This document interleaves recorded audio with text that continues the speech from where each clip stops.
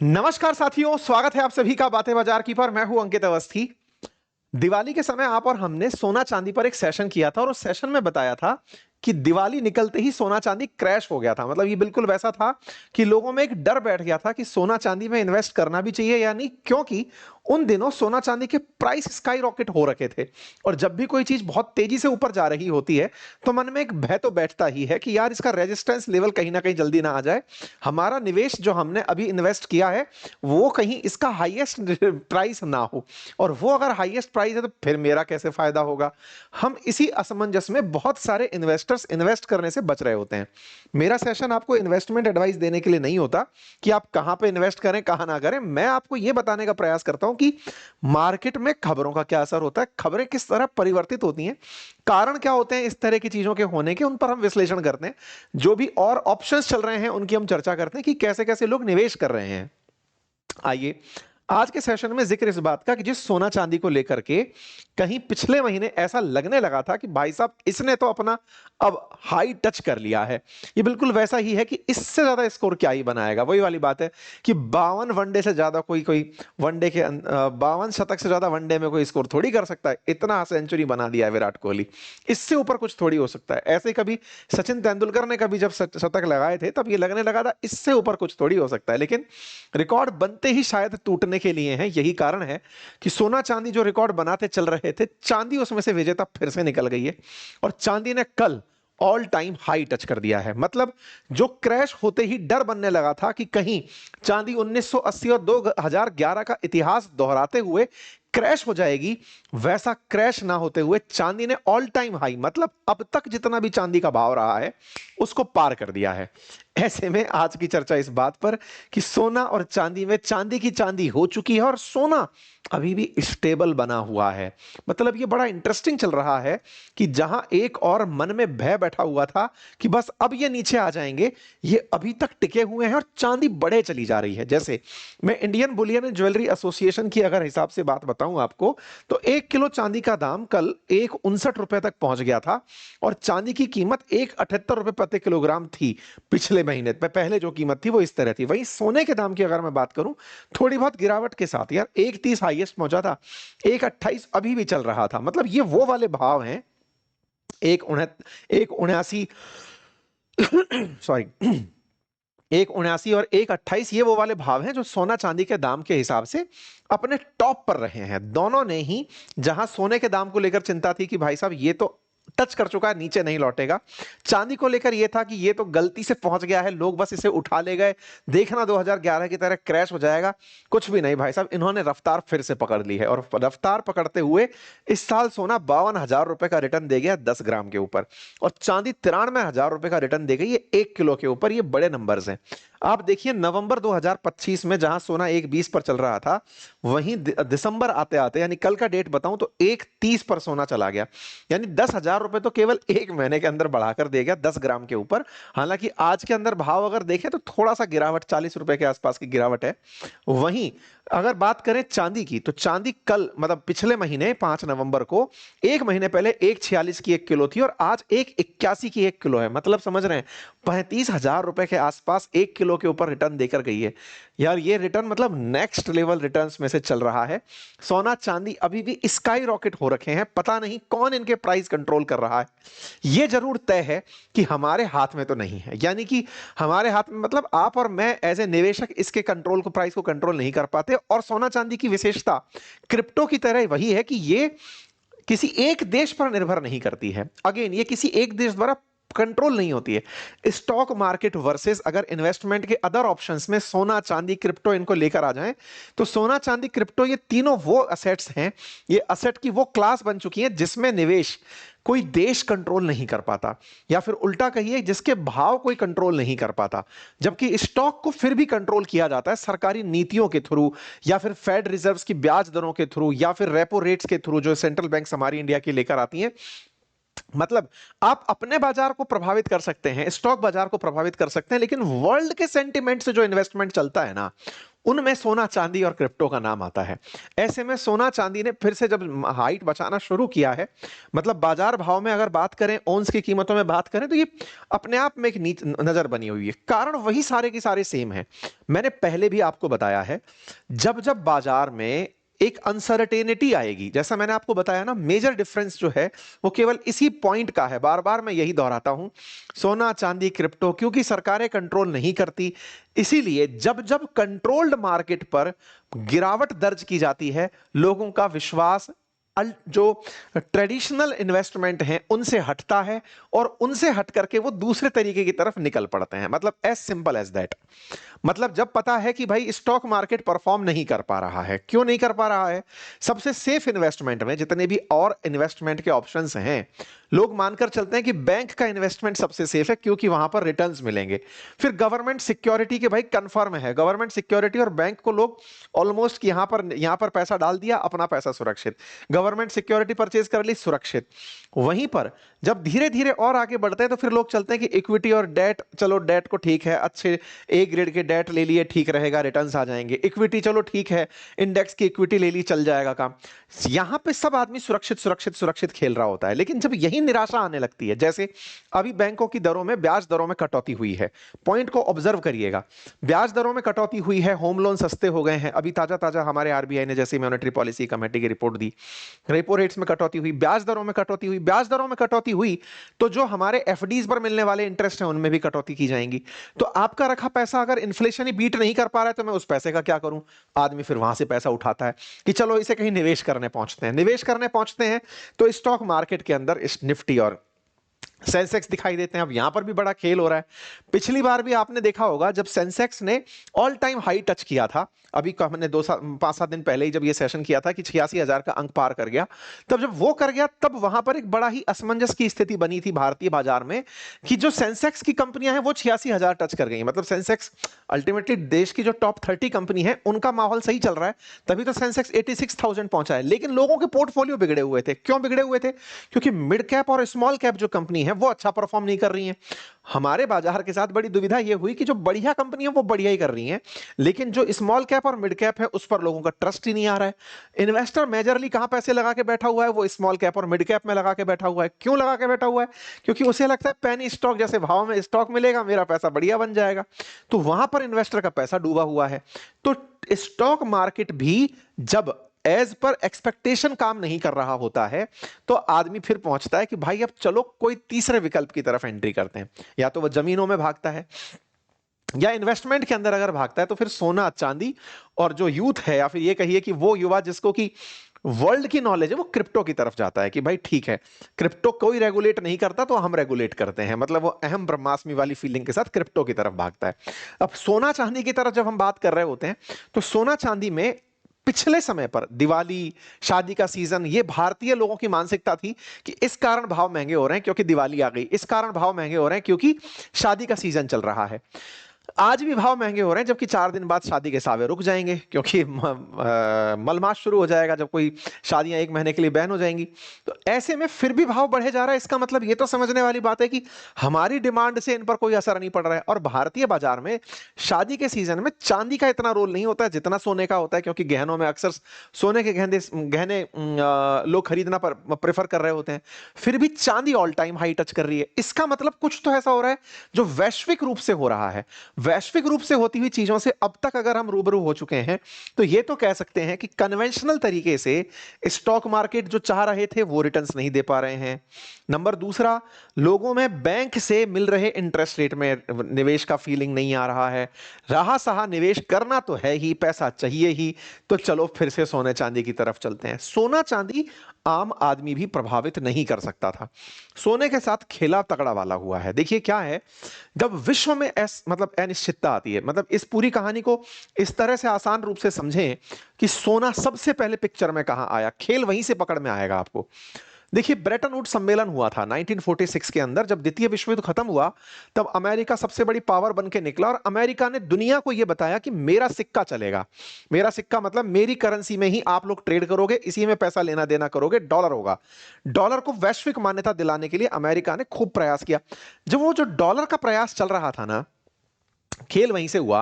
America ने तब dollar को बैक कर दिया था गोल्ड से।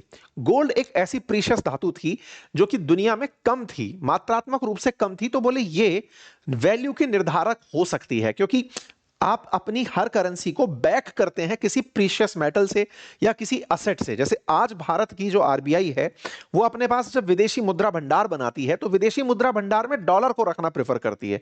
दुनिया के उन देशों ने तमाम तरीके से, जब अमेरिका को सर्वोच्च स्वीकारा था, दुनिया का 80% तक ट्रेड उस समय डॉलर में हो रहा था। आज भी 60-70% ट्रेड डॉलर में होता है। ऐसे में dollar was backed by gold, यानी जितना दुनिया में बाजार में डॉलर चल रहा है उतना गोल्ड लेकर बैठा है अमेरिका। इसका आसान अर्थ है डॉलर देके आप गोल्ड ले सकते हो, यानी कि डॉलर की वैल्यू गोल्ड के बराबर करके रखी हुई थी अमेरिका ने एक समय तक, बहुत समय तक रखी, लगभग 20-25 साल तक चलाया उसने। बाद में उसको डीरेगुलेट कर दिया क्योंकि डॉलर लोगों को वैश्विक रूप से मान्य हो गया, डॉलर गोल्ड हो गया था। एनीवे, आज भी लेकिन दुनिया को यह पता है कि जब डॉलर के लिए गोल्ड जरूरी है तो वैश्विक रूप से जितनी भी सेंट्रल बैंक हैं, किसी भी दुनिया के देश के साथ संबंध खराब हो जाए, लेकिन गोल्ड इज द करेंसी। तो दुनिया में आप और मैं खरीदार बड़े नहीं हैं, सेंट्रल बैंक बड़ी खरीदार हैं। और जब जब वैश्विक अर्थव्यवस्था को संकट होता है, गोल्ड खरीदने बैंकें निकल पड़ती हैं। और बैंक को खरीदने में ज्यादा लोड आता नहीं है। आप और हम खरीदते समय सोचेंगे वो तो टन्स में खरीदती हैं, हम 10 ग्राम के भाव पता कर रहे हैं, वो टन में गोल्ड खरीदती हैं। यही कारण है कि केंद्रीय बैंकों ने इस समय बाजार की अनिश्चितता के चलते गोल्ड इतना खरीद लिया कि उसने यूरो को सरपास कर दिया। दुनिया के अंदर जो वैश्विक मुद्राएं हैं उनमें गोल्ड हुआ, डॉलर हुआ, यूरो हुआ, पाउंड हुआ, जापानी येन हुआ और रेनमिंबी जो युआन जो आपका यहाँ का चाइना का है ये हुआ। ये जो करेंसीज हैं इनको आईएमएफ ने एसडीआर में माना हुआ है कि ये वैश्विक रूप से स्वीकार्य करेंसी हैं। ऐसे में लोगों ने यूरो का भी स्टॉक करके रखा हुआ था कि चलो डॉलर की जगह यूरो भी काम आएगा, यूरो का भी वैल्यू ऑल टाइम बढ़िया चलता है क्योंकि यूरोप काफी बड़ी इकोनॉमी है। ऐसे में गोल्ड ने इस समय फॉरेक्स के अंदर यूरो को सरपास कर दिया। वैश्विक रूप से देखा जाए तो गोल्ड रिजर्व स्टॉक में ऊपर चला गया है। आप अंदाजा लगाइए कि पूरी दुनिया में लार्जेस्ट होल्डिंग्स जो गोल्ड की है वो सारे अमीर देशों के पास ही है। US, Germany, Italy, France, Russia, China, ये सब वो देश हैं जो गोल्ड रख रख करके बैठे हुए हैं अपने पास में। मतलब थर्ड, इटली के पास थर्ड सबसे ज्यादा गोल्ड है, जर्मनी के पास टॉप गोल्ड होल्डर है यूरोप का, US largest gold reserve hold करता है, 8,133 टन गोल्ड रिजर्व होल्ड करता है, इंडिया 876 टन गोल्ड रिजर्व करता है। मतलब सबके पास अल्टीमेटली गोल्ड से ही खेला तय हो रहा है कि गोल्ड किसके पास कितना है। और इन दिनों क्या हुआ, बाजार में ट्रंप का टैरिफ इफेक्ट जब चलना शुरू हुआ मिस्टर पीस प्रेसिडेंट का, तो लोगों ने कहा कि ये आदमी गोल्ड लुढ़काएगा, ये आदमी डॉलर लुढ़काएगा, व्यापार खराब करेगा, चलो गोल्ड रख लेते हैं। तो सब लोगों ने गोल्ड खरीदा है। अपनी आरबीआई ने देखो अक्टूबर के अंदर 64 टन गोल्ड और खरीदा है। सब गोल्ड खरीदने में लगे हुए हैं, ठीक है। इसके चलते गोल्ड की तरफ लोगों का रुख बढ़ा। और जैसा मैंने आपसे कहा, बाजार में जब कन्वेंशनल निवेश के ऑप्शंस पिटते हैं, चाहे स्टॉक पिट रहा हो, लोग गोल्ड और क्रिप्टो की तरफ भागते हैं। और अभी रिसेंटली क्या हुआ, क्रिप्टो के साथ भी खेला हो गया, क्योंकि क्रिप्टो से लोगों ने पैसा बाहर निकालना शुरू किया। बाजार में एक सीन क्रिप्टो को लेकर आता है। क्रिप्टो के साथ केस क्या है, किसी के जेब में नहीं है, सरकारें उसे बैक नहीं कर रही। सोने और चांदी, सोने को तो सरकारें बैक कर रही हैं, क्रिप्टो के साथ जब बैकिंग नहीं हुई, क्रिप्टो में जब भाव नीचे टूटता है, स्टॉक मार्केट निराश करके चल रहा है, तब ले दे करके सोना चांदी फिर से नजर आता है। तो कुल मिलाकर के सोना चांदी को बढ़ाने में सरकारों ने और क्रिप्टो ने, दोनों ने ही योगदान दिया। ऐसे ही जब लोगों के पास में निवेश के रास्ते तलाशने हो कि मुझे एक बार के लिए लंबे समय तक का निवेश करना है, तो लॉन्ग टर्म निवेश में सोना चांदी ही नजर आता है।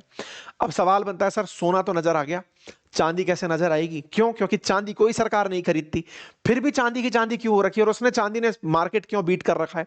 इसके पीछे एक साइकोलॉजिकल रीजन भी है। सोने के बाद सबसे ज्यादा जो काम की धातु है, सोने को तो लोगों ने अब एसेट बना लिया है, लेकिन चांदी का इंडस्ट्रियल यूज भी है। और सौर ऊर्जा हुआ, इलेक्ट्रॉनिक्स हुआ, इलेक्ट्रिक व्हीकल्स हुआ, इनमें इनकी यूज भी है। दूसरा, ये प्रीशियस धातु तो है ही है, मतलब ये वो धातु है जिसका उपयोग भी है, और धातु का उपयोग मतलब गहने के रूप में भी लोग करते ही हैं, है ना। इसके साथ साथ बाजार के अंदर चांदी इन दिनों इंडस्ट्रियल यूज में काम आने लगी, काम तो आ ही रही है, प्लस इन्वेस्टमेंट में किफायती फीलिंग देती है। ये वही वाली बात है, हमको पता है कि हमारा सेंसेक्स बढ़िया चल रहा है, भारत के बाजार में फिर भी बहुत से निवेशक स्मॉल कैप और मिड कैप की तरफ क्यों देखते हैं? साफ सस्ता होता है, कम में बहुत सारा मिलता है, पता चले पूरा डूब गया। एग्जैक्टली वैसे ही इन्वेस्टमेंट के पॉइंट ऑफ व्यू से जब 10 ग्राम गोल्ड मिल रहा है इतने में, तो क्यों साहब 1 किलो हम चांदी क्यों ना ले लें? तो वो वाली बात है ना, खाए तो ज्यादा खाए वाली बात है। तो इन्वेस्टमेंट में एक साइकोलॉजिकल मानसिकता चांदी के साथ ये भी चलती है कि ज्यादा है। हालांकि ये मानसिकता सब पर लागू नहीं होती, निवेशक स्मार्टली काम करते हैं जो क्रिप्टो में काम कर रहे हैं, ट्रेड में काम कर रहे हैं, स्टॉक्स में काम कर रहे हैं, लेकिन एक साइकोलॉजी जो इन्वेस्टमेंट की बनती है निवेश के रूप में, वो सोने की जगह चांदी को प्रेफर कराने लगी। साथ ही साथ पुराने आंकड़ों ने भी ये बात बताई कि गोल्ड प्राइस 139% बढ़ रहा है, तो चांदी उसको पीट करके चली जा रही है। मैं आपको कुछ डेटा दिखाता हूं, आप सरप्राइज होंगे। गोल्ड पिछले 3 सालों में पहली साल में 69% बढ़ा, दूसरी में 105% बढ़ा, तीसरी में 139% बढ़ा। चांदी पहली साल में 98% बढ़ी, दूसरे में 130% बढ़ी, तीसरे में 173% बढ़ी। मैं एक टेबल दिखाता हूं, दिसंबर 2015 से 2025 का एक डेटा देखिए। कंपाउंड एनुअल ग्रोथ रेट, यानी पिछली साल जितना था उससे इस साल कितना बढ़ा, फिर उससे अगली साल उसका कितना बढ़ा। अगर आप देखें तो CAGR यहां पर 12.37, 7.53 हर साल बढ़ता चला गया, डबल डिजिट में सोना। सोने ने 2015 में जब 25,000 का भाव पकड़ा था, आज 1.27-28 चल रहा है, और इस भाव में कंपाउंड एनुअल ग्रोथ रेट बनाया हुआ है। मतलब कंसेक्यूटिव तरीके से गोल्ड ने एनी टाइम FD के इंटरेस्ट रेट को पीटा है और बाजार की ग्रोथ रेट को मेंटेन किया है। चांदी की अगर बात करें तो यहां पर आप देखें एब्सोल्यूट रिटर्न, अगर कोई 25-25 हजार रुपए लगा के बैठा था, 406% रिटर्न सोना देके बैठा है 10 साल में। 406 पर ध्यान देना, चांदी देखो 418% रिटर्न देके बैठी है, और उसका CAGR देखोगे 17.90 चल रहा है, इसका 17.61 चल रहा है। चांदी सोने को बीट करके चल रही है, और चांदी का सोने को बीट करने में लोगों का कहना यह है कि सोना तो सरकारें खा रख रही हैं, चांदी का तो इंडस्ट्रियल यूज भी है, और दिख रहा है कि आने वाला टाइम चांदी के लिए इंडस्ट्रियल रूप से बहुत इंपॉर्टेंट है। तो यहां पर निवेश के ऑप्शंस के रूप में सिल्वर को यूज किया जा रहा है, इसको आप ऐसे समझ सकते हैं। तो कुल मिलाकर के ये सारी चीजें निकल कर आती हैं। अब सवाल बनता है, गोल्ड और सिल्वर जब दोनों ही पता चल गए तो इन्वेस्टमेंट किस में करें? तो देखिए सबसे इंपॉर्टेंट चीज क्या चल रही है ना, निवेशक अपना निवेश करने से पहले खुद अपनी रिसर्च करे, अपनी जरूरत पहचाने, तमाम चीजें करे। बाजार में आजकल लेकिन एक मॉडल और आ गया, मैंने पहले भी कई बार बताया है। सोना चांदी हार्ड असेट के रूप में खरीदें, गहनों के रूप में खरीदें, या फिर उसको डिजिटल फॉर्म में खरीदें, म्यूचुअल फॉर्म के रूप में खरीदें, डिजिटल गोल्ड के रूप में खरीदें, तमाम ऑप्शंस आ चुके हैं अब। ऐसे में म्यूचुअल फंड का भी एक ऑप्शन मार्केट में बहुत पसंद किया जा रहा है।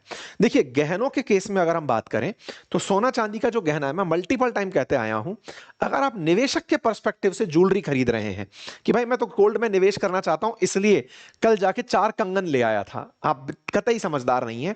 आप असेट नहीं बनाए, उसे लाइबिलिटी बना लिए। लाइबिलिटी बना ली से मतलब पैसा अभी गया सो गया, आप उसे यूज भी नहीं कर पाएंगे।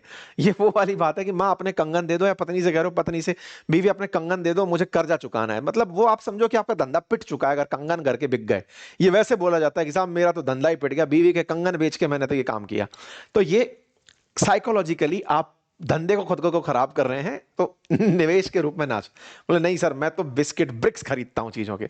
आप कुछ भी खरीदें अपने घर में, जब निवेश के साथ इमोशन जुड़ जाते हैं वो चीजें लायबिलिटी कहलाती हैं। चाहे आप घर खरीदें, प्लॉट खरीदें, खेत खरीदें, कार खरीदें, जो खरीदना है। इसीलिए अगर निवेशक की दृष्टि से सोचते हैं तो सोने का वो तरीका जो पब्लिकली अनाउंस, भाई ये मैं नहीं छेड़ूंगा, ये तो मैंने रखा ही बेचने के लिए, या तो घर में इतनी समझदारी एग्जिस्ट करती हो। लेकिन दिक्कत क्या है, आप सोना चांदी खरीद के घर में ले आए, या तो उनके बिल संभाल के रखो, बिल नहीं संभाल पा रहे हो तो फिर चोरों से बचा के रखो, तो उसको तिजोरी में धरो। वहां हर जगह की एक टेंशन लेके चल रहे होते हैं। ऐसे में सोना चांदी को सरकार ने भी इसी तर्ज पर निवेश के लिए आपके काम को आसान किया। क्या किया कि भाई स्टॉक मार्केट से म्यूचुअल फंड खरीद लो। सोना चांदी के ETFs हैं, एक्सचेंज ट्रेडेड फंड्स हैं, जो डीमैट अकाउंट के थ्रू चल रहे हैं।